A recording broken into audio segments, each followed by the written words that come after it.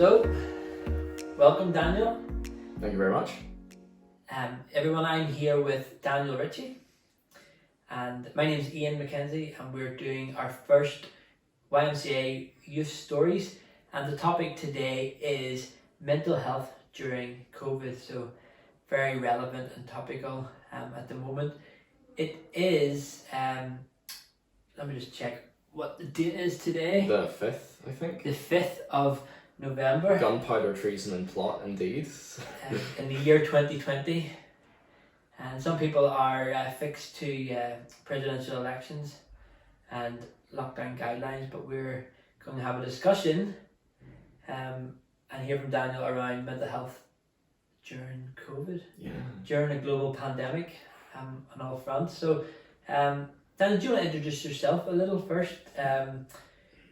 Obviously, your name's Daniel, but maybe your age and what you're currently doing. Yeah, so I'm 20 years old. I've lived in Carrickfergus pretty much my whole life, but I live in Belfast now. I'm a final year film student at Queen's University, and I live in Derryvolgy Halls up near the university. So I live in Belfast, but Carrick's always going to be home. So it's always good being back here.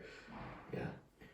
Okay, great. So, Daniel, we obviously had a little chat before we started recording, and just trying to get a sense of what it's like to be a young person in the middle of a global pandemic. And we're going to look particularly around mental health, thoughts and feelings in the middle of, I suppose, difficult circumstances and difficult situations that everybody has been experiencing, but we're going to hear your story. So tell us a little bit about, if you can, think right back to March. Tell us a little bit about what you were doing, what you were in the middle of, where you were living, and I suppose we'll lead on to that moment of COVID-19 becoming a reality. So okay, well, yeah, I mean, back in March, I was sort of towards the end of my second year of the degree. I was getting my best grades that I'd got so far during the course, really starting to enjoy where I was living a whole lot more than I had been around Christmas 2019. So things were going pretty well. I mean, there was whispers of this sort of virus coming from Wuhan, and you were certainly noticing a lot of the Chinese students were starting to wear masks around Queen's and everything, but it wasn't really taken seriously, I think, by a lot of the people who I knew, and I definitely fall into that as well. In my halls are run by the Presbyterian Church in Ireland, so we do outreach ministries, and we would go, one of the ministries I helped out with was called iMeal, where every Wednesday night we would prepare a meal in one of the local churches, and international students could come in, get a meal, and we just sit and chat to them, and that was really nice. But you started to notice more and more international students talking about this thing, and then less of them showing up. Eventually we had to cancel because more and more coronavirus cases were starting to appear, but it still wasn't really reaching us. I mean, we had a chat with our lecturers and people who take care of our halls, and they were all saying, we will keep things open as long as we have to. That was on a Sunday night.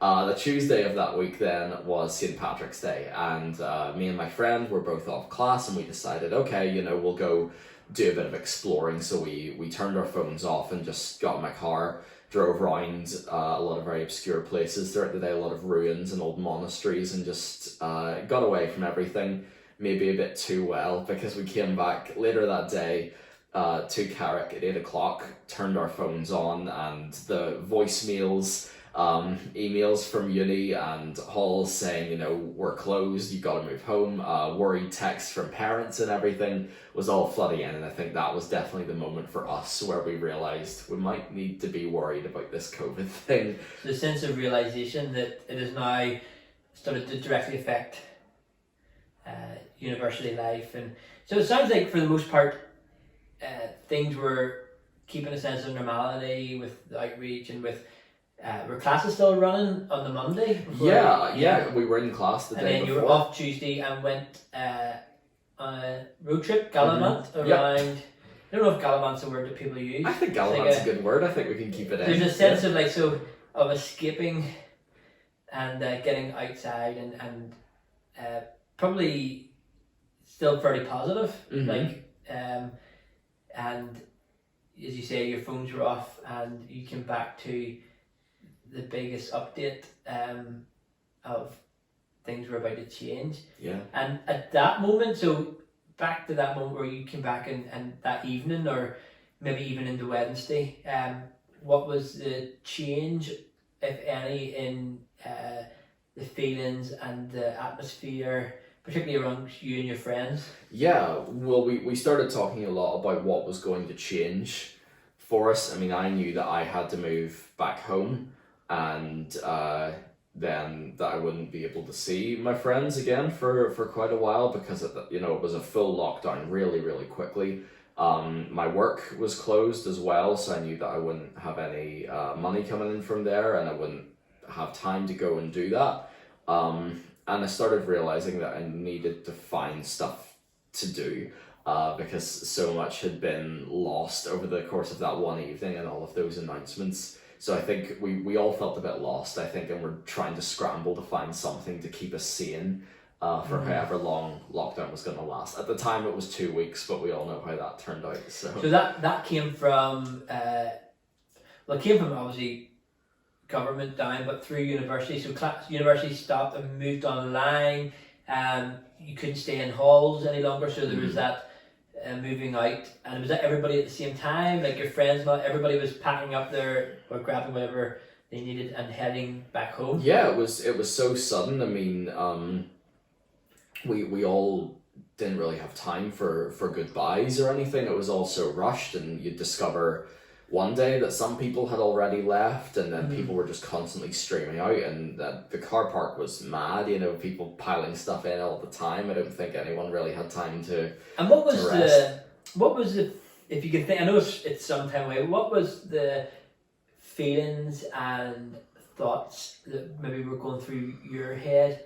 Like, was it worry, concern? Was it, because to me sometimes it comes across from when I hear people talk about this sort of stuff, is like it was a little bit exciting, a little bit like nobody really knew, and even like you were saying, for what we thought was 2 weeks, like you can cope with 2 weeks probably. And so it's that like we all have to get out of here into what we don't really know, but it's only for a short time. Do you remember the thoughts and feelings of that sort of time? I suppose there was a feeling that it was just sort of an escape. I think a lot of us, whenever we were leaving halls, were like, oh, well, I'll see you after Easter. Yes. That was sort of the feeling, was it was just an extended Easter break, which it definitely wasn't. But I think we all realised quite quickly whenever we did move home that we were in this for the long haul. When it first got pushed, when the lockdown was extended for another 2 weeks, and then 2 weeks again after that. Yes, so as the weeks went on, that realisation of, and probably in some sense that was where everything happened so quickly, you never really got a chance to sort of process all that was going on. You were just getting it as it came, and okay, another 2 weeks. And we had sort of talked before that back in March you had plans for the next year for your university, for, I don't know, did you even have summer plans that as the weeks went on you started to realise? Yeah, I mean, I had trips booked to see friends in the Isle of Man. I was going to go out to Spain for a week or so to do work for an organisation who I've volunteered for in the past. And then a friend and I were going to go to Canada for our final year of study. We had both been accepted onto the university's exchange program. We were both film students, going to go to Queen's University, Kingston in Ontario, which was just a stone's throw away from the capital of Toronto, and from there a stone's throw away from the US border as well. So it was going to be very exciting. We were really looking forward to it. I had a house sorted. I had the church that I was going to all planned out. My mum was flicking through the calendar trying to figure out when they would come to visit me and everything. And then, a few weeks or months rather into the lockdown, we were told that we would not be able to come over for the first semester. Which was due to start in September? Yes. Is that right? Okay, so back in sort of maybe May time, you realised that those sort of future plans that you were working towards weren't happening at that stage? Yeah, and it was difficult because it wasn't decisive. So every year of a university course has 2 semesters, one running from September to December and the other from January to May. So, I was planning to go away, move over to Canada at the end of August. My birthday's at the start of May, so I got this massive suitcase that I could have stepped into as a birthday present and everything. I was really looking forward to going. My house would have had a basement. I was so excited about that. I've never been in a house with a basement before. And then this one email that was so indecisive. It was either, you can come for 1 semester and then stay here and study for the first one, or you can wait a year, go and work, and then come over to Canada when that's finished. You can go ahead and just drop out of the exchange and finish your degree here. And that was a difficult choice for me. I had to talk to a lot of my lecturers and, sit down with my parents and sort of think about what's best for me and what I want as well, because the pandemic had already been tough enough, I think, on everyone's mental health, and the idea of me, the idea that I would have to think about dropping out of uni for a year and how that would affect my mental health, or just going over to Canada for 6 months in the middle of a pandemic, was quite scary. There were a lot of scary options as part of that, and I really had to sort of reconsider what I thought my life was going to look like. But I did that very quickly and hopefully very well. Surprise, surprise, I stayed here. I'm not recording this remotely from Canada. From the basement? I'm in the basement right now. But I definitely think I've made the right choice now, but it's been a long time coming to reach that conclusion. So you mentioned there that for people that you knew and family and for yourself, obviously that it was quite hard time mentally and dealing with mental health. So what were the struggles that you personally faced? What were the feelings? What were the fears? Can you sort of explore them with us a little bit more? Like, is this all unraveled? I think, at the start of this year, I was definitely getting a feeling that with Canada and with the sort of travel and work opportunities that were coming up for me, I got the feeling that I was really starting to grow up a little bit and be an adult. But then whenever the pandemic came around, and it's not just my opportunities that got taken away from me. I think this happened to everyone at every stage of life. But it certainly made me feel like I was sort of stuck, like I wasn't progressing. I'd sort of stayed the same, and I was definitely questioning, am I really 20 years old if, I'm not working and all of my classes are online and I'm living with my parents? I mean, how, I think I felt quite sort of devalued almost by that in some ways. And it was a definite challenge. I did have to take more responsibility around the house because both my mum and dad came under the categories of being vulnerable. I'm the oldest sibling in my family as well. I have 2 younger sisters. And it's a very busy house. There's a lot of needs there and a lot of stuff going on. And we all had to pull our weight, and so much drama as well. Things that were wrong with our house, and what we thought was a gas leak at certain points as well. So it was not an easy time for any of us. It was very hectic. It wasn't like lunch in the garden in the sun. But the first week or whatever, I think we were going for that, and then towards the end of April, start of May, it was really scary at points for all of us. And I think it was quite tense, definitely for myself, just trying to waking up and wondering what would go wrong today and what would need to be done. But we all learned to get on with each other in the end, definitely. I mean, moving home from halls, I had the way that I did things whenever I was by myself, the time I had lunch at, and I knew when all of my stuff was, and that clashed with my family's schedule, definitely. But we learned to get along in the end. There were a few teething problems within the first week, but it was all grand after that.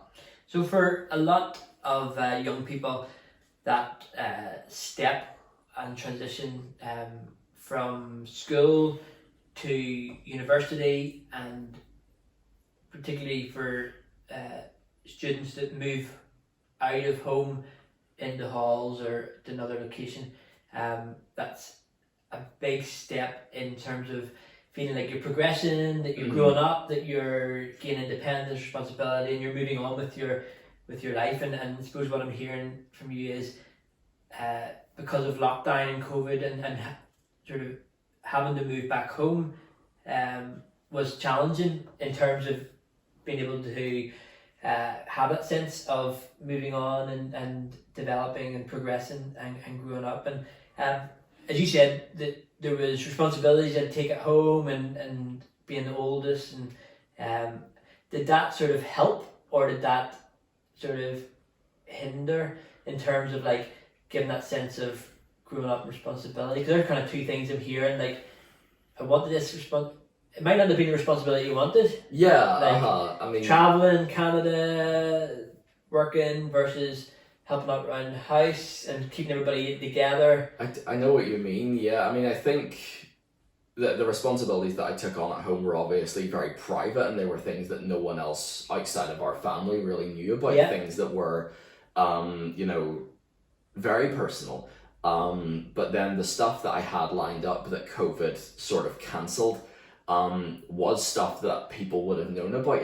I felt it was stuff that would define me. The fact that, I was a student living in Belfast who was going to go over and study and work in Canada, who was going to do work in Spain and visit all these countries. I mean, like that's stuff that I think you tell people about that is interesting, whereas the stuff you do in the house to give your mum and dad a hand, not so much. It's not living that sort of high flying, like, especially you doing films, like that sort of like out on location, shooting footage, working with interesting people. Yeah, you're at home and I know it's. I mean, the stuff I did at home was definitely important, but it was nothing worth posting on social media. But definitely reflecting back on it, did you overall enjoy that time at home? Was it even with all the stresses and figuring out and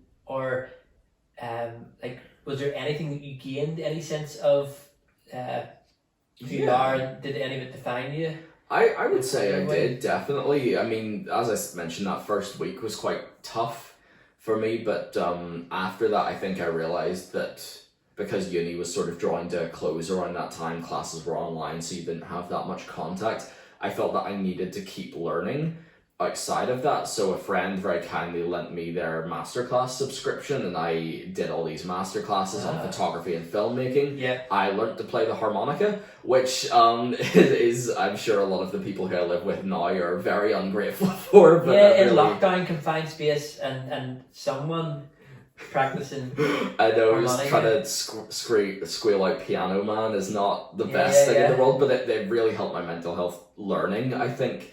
And whenever I was going to go to Canada, I think that was quite scary for me in terms of my friendships, because I have a lot of close friends who I depend on very much and can't go very long without seeing, and I think the thought of not seeing them for a year was very scary for me emotionally, and for them as well. I know that they won't mind me saying that. But then in lockdown, because we couldn't go and meet up and talk to each other, we started Skyping, and for a really long amount of time, like 3 or 4 hours or whatever, and making sure that we made time for each other throughout the week, and we all kept in touch. And I think whenever I was still going to Canada, we were all reflecting, like, I think we can do this, because we now know that we won't abandon each other, and we are like this. And that didn't happen, but I think it's still been nice in terms that lockdown showed me which friends I have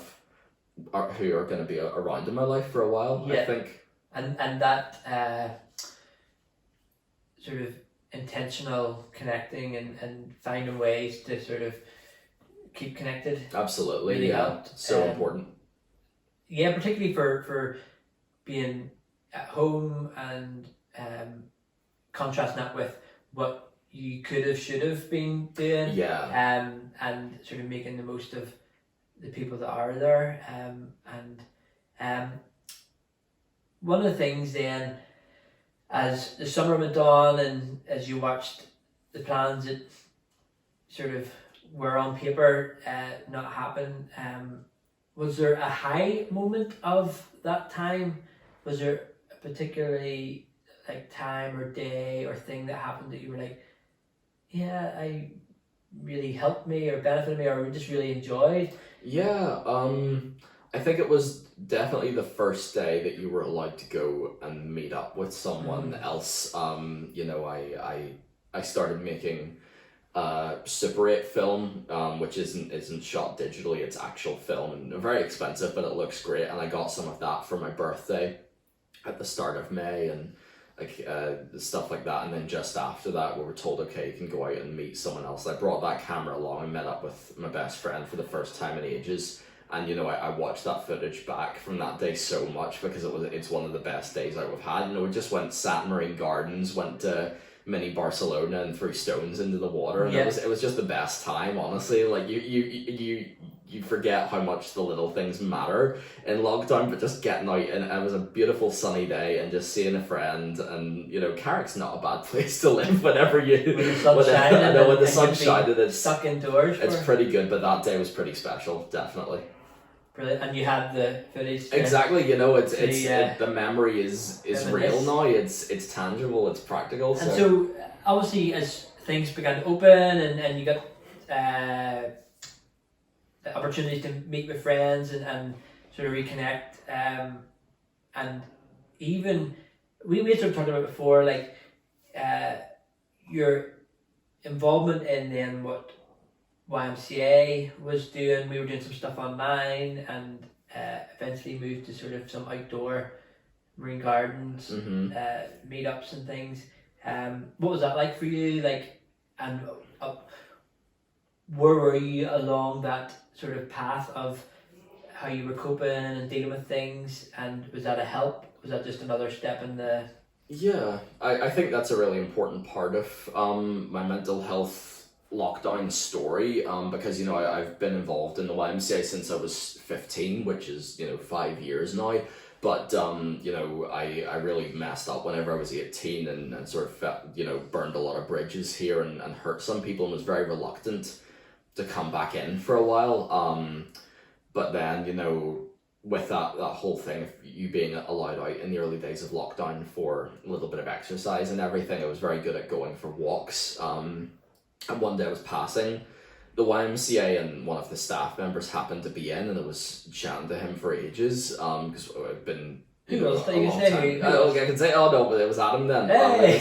There we go, there's a shout out. He walked past the door a minute ago and was trying to make me laugh. So, but no, I chatted to Adam for a bit, and got a sense that I really did miss this place, and asked them to get me involved again. So we were doing quizzes over Zoom and everything, and it was nice at first because the first one I joined, it was all new folk. It was people who I hadn't met before and who didn't have any bad memories of me. And as the summer went along, there were more and more familiar faces, and I had to process that and put that behind me. But then whenever we were meeting up, I was really amazed at like the grace I was being shown by people who knew me and knew how I'd messed up. And is it staff or is it young? Oh no, it's young people. Don't worry, you guys are all sweet. Don't worry. But yeah, like the other young people, I think were extremely welcoming to have me back, which I think really validated me that I have grown over the course of the past few years. Like I have grown up a little. I have progressed and taken steps forward, and I'm not the same person who I was. And some of them are now living up in Belfast near me, and although they're not involved with the YMCA anymore, we still meet up for coffee and stuff like that. And I'm still involved in here. My younger sister would have come on to some of the Zoom calls with me, and she's had a ball doing that. So getting involved with the YMCA, I mean, it was a good release, but it was also like it was more than just a release. Like it was so validating for me. I suppose for you, having had that difficult, challenging experience and sort of stepping away for a time, and then that in itself had challenges for coming back. And but it's interesting even hearing you talk, and sometimes for others, and this might be something that other people can relate to or resonates with, is like the places of support are also places that sometimes we don't always have a 100% positive experience of, and that's sometimes of our own doing, or often do with people. I mean, most of our our challenges are to do with others.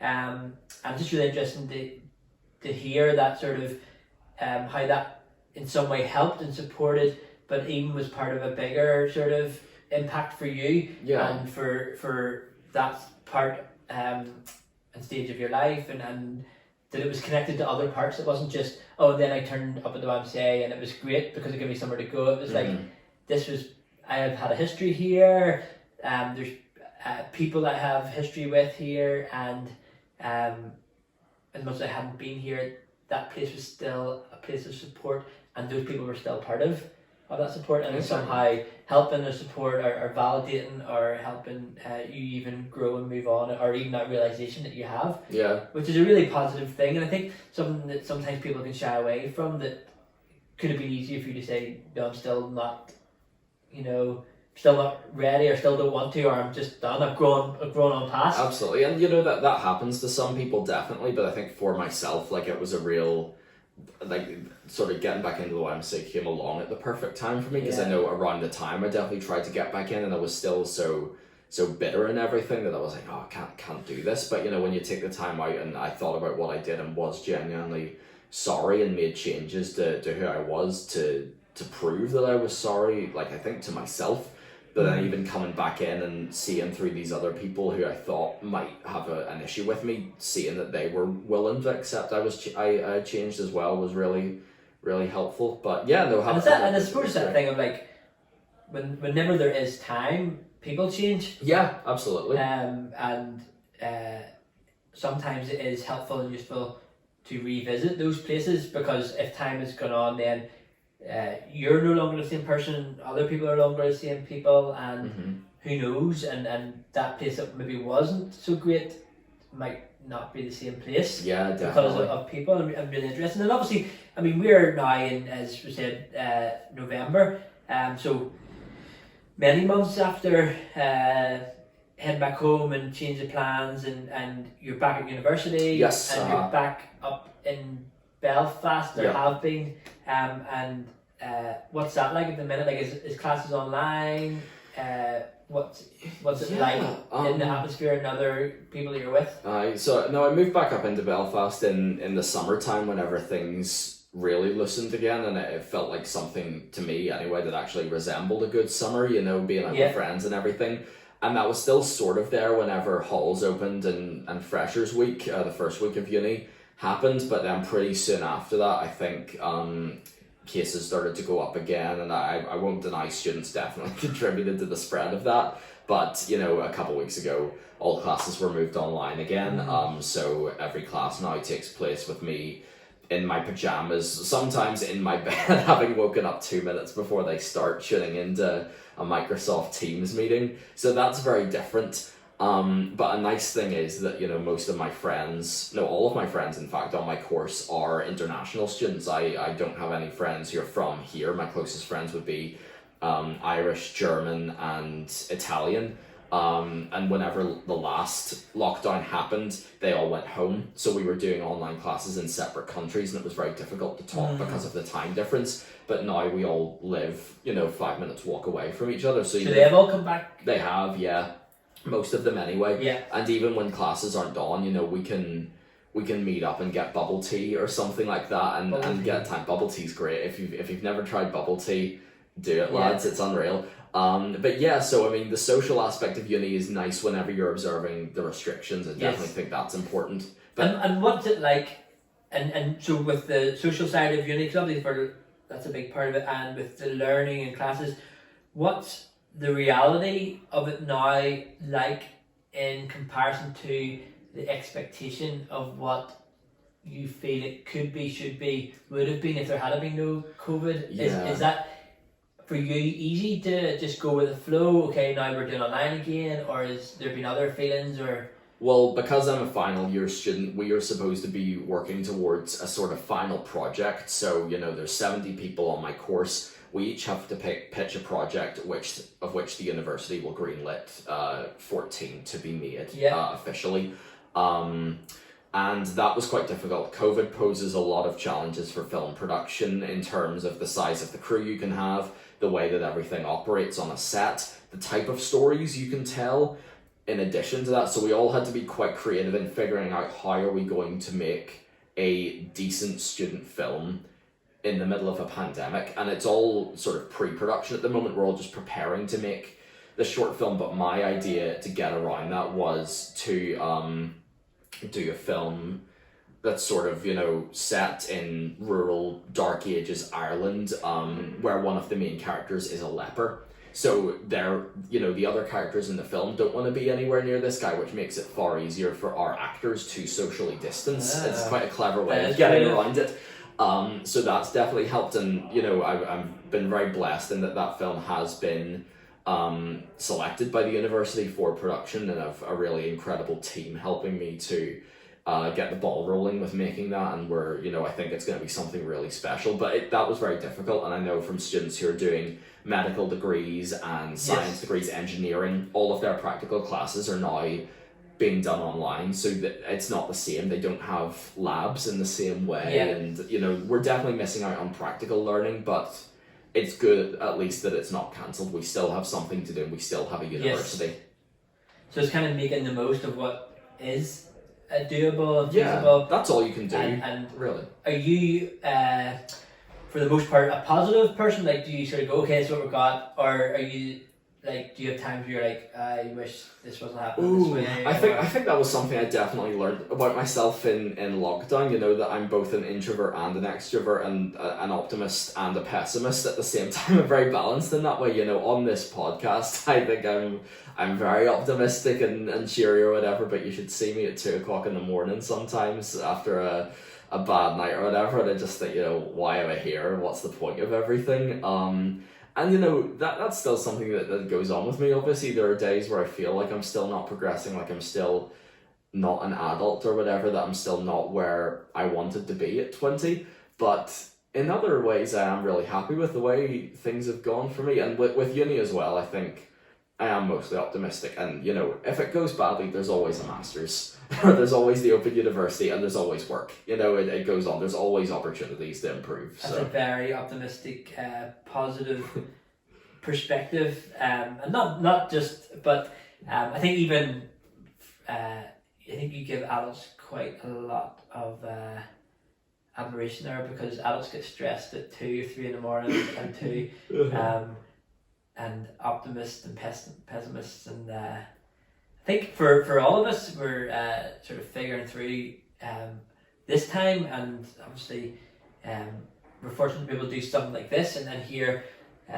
some of your story and your experience over the last number of months, and what, just as we finish, what would you say you are looking forward to the most over the next couple of months?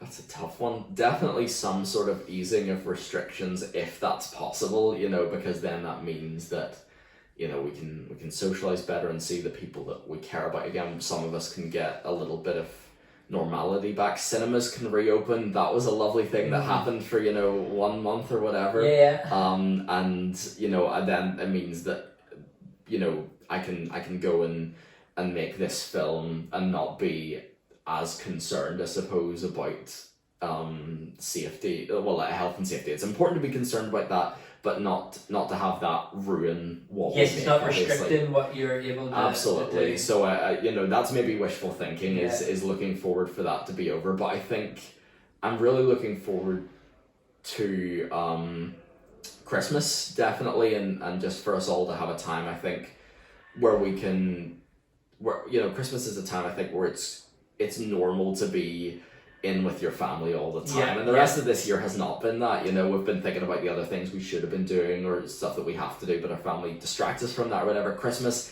is just family time. Yeah, there's usually a normal lockdown at Christmas. At least for those few days. Yeah, Christmas is a normal lockdown, but you don't mind that the shops aren't open and stuff like that. Yeah, so I'm looking forward to that, I think, and then hopefully 2021 can be my year, I suppose. All of our years, yeah, definitely. So just things improving in little ways, I think. Well, it's been great, Daniel. Thanks very much for joining us and sharing and the conversation. And our hope is that this is one and the first of many episodes and series, and we're looking at mental health during COVID, and we hope to hear from a few other guys, but also look at other themes, maybe education, employment, relationships, just all those types of interesting parts of people, and particularly young people, as we navigate that and figure out